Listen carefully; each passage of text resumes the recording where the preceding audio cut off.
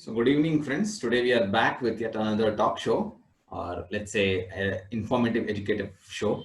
Today we are talking about ergonomics. Like I said before, our focus is to make your workspace better and not inclining more towards disease or factor rather than health factor. So ergonomics is a very important thing when it comes to your day-to-day activity. Ergonomics need not be only in office. It can be in your workstation. It can be at your home. It can be at your playground. It can be at anywhere where actually you're using science. So as a topic itself suggests, ergonomics is in fact law of work or science of work, how well you utilize your functioning of your body with your surrounding things. So how well is the ease of work when you are able to sit down and comfortably try to work at a given moment of time? So the goal of this ergonomics is basically to make sure that you don't have problems or there is no injury during your work or there's no discomfort arising from your work as such. You must have heard about ergonomics in offices only, like you have ergonomical chair, ergonomical keyboard, mouse positioning, screen positioning, sunlight, and all those things. The reason is because there's a lot of production or a lot of good reports have come up when you see through research papers that you don't need to burden your employees in a maximum way to get good results out of it. Just make sure that they work in a better environment so that obviously their work rate actually increases. So that is the reason why office ergonomics has taken a more important role in ergonomics. That is the reason why we see a lot of research papers coming only on office and its use and implications of ergonomics in its idea to increase the productiveness of a company.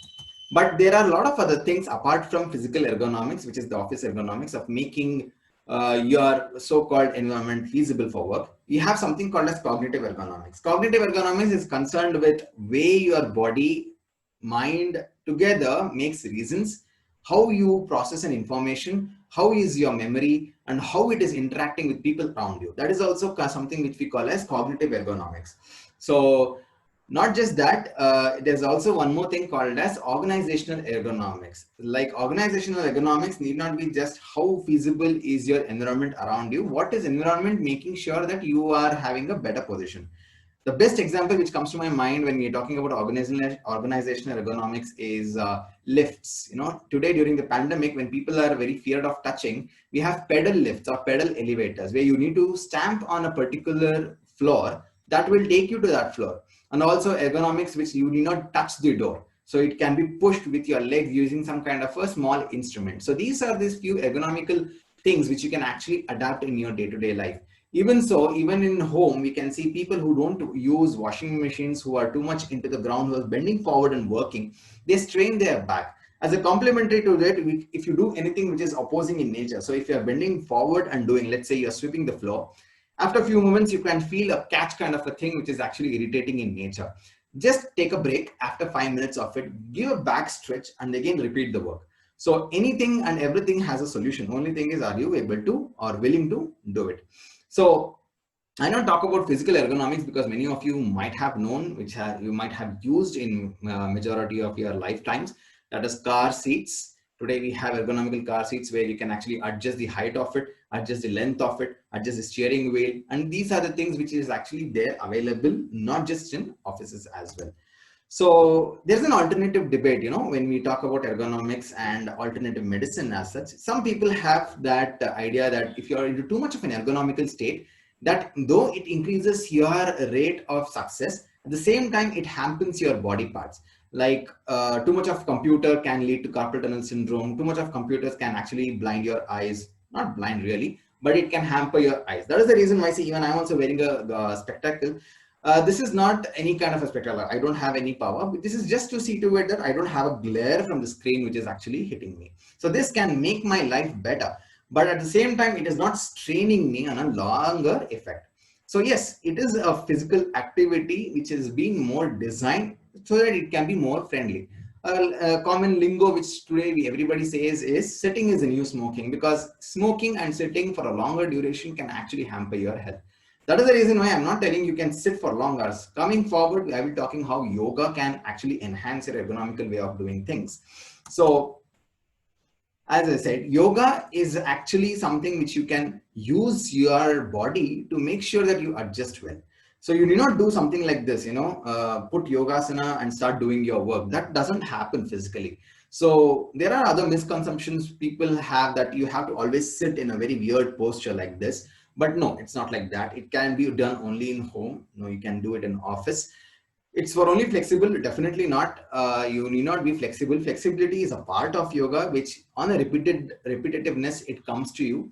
So it is definitely not more serious, and it's not definitely for diseases or diseased people. So it lets you to adapt the situation in a better way.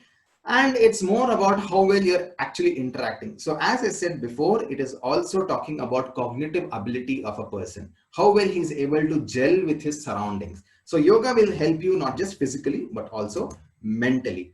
So yoga, it's more talks about relaxing your body parts. It talks about how you can use your breathing time and how you can actually use some of the yogic way of utilizing yourself. Like I have introduced cleansing technique. So every day before you go to sleep, you can just keep your eyes in cold water and see to it that you blink those eyes and can actually give you a good rest in the night without tiring much into your eyes. But at work, what you can do, there are a few things which is like you can do a 5-minute kind of a regime, which I'll tell in the future. At the same time, you can incorporate some breathing technique. Let's say after every 30 to 45 minutes, take a break of 5 to 10 minutes.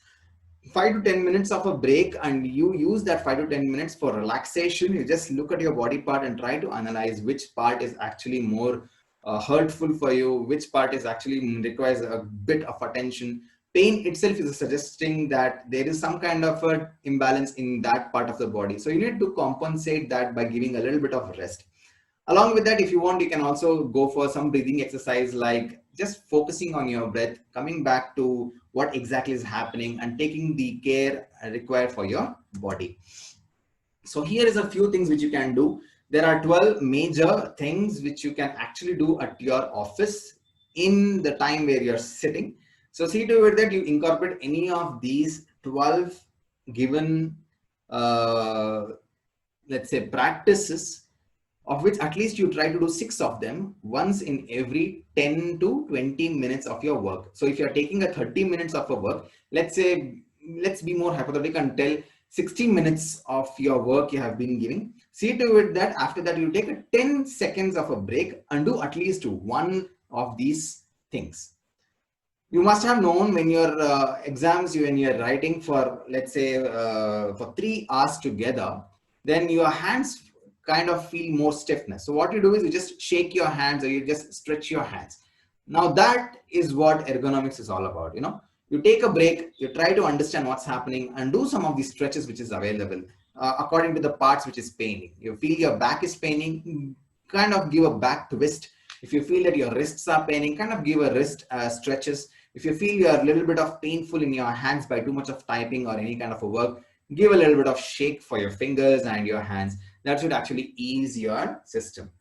In home, see to it that you don't strain. Like I said before, for every forward bending work, compensate it soon after with a backward bending. So if you are bending something and picking up from the ground, you see to it that you bend your knees and then grab the weight of your luggage and then move. People tend to just bend from their low back and lift the weighted object from grocery stores or from anywhere. So that actually hampers your back pain, or that hampers your back muscles, giving you back pain. That is the reason, see to it that you always, whenever you're doing an activity, you use your knees, you use your hip muscles, you use your hip bone to do it in a regular way. So this was the end of the session today. So next week we are coming up with fasting, a bit of everybody's interest, how fasting, what fasting, and what is that something called as alternative fasting, or everybody talks about fasting. So we'll try to understand more of fasting. So if you have anything which you would like to share or which you'd like to comment, you can always write to me at dradityahandey@gmail.com, dradityahandey@gmail.com. Can always share and subscribe to my channel for more educative content. We are also coming up with few of the yogic postures and asanas and how exactly yoga can be done for a betterment of your body. See you soon. Stay connected and stay safe, and try to get more information which is available. Thank you.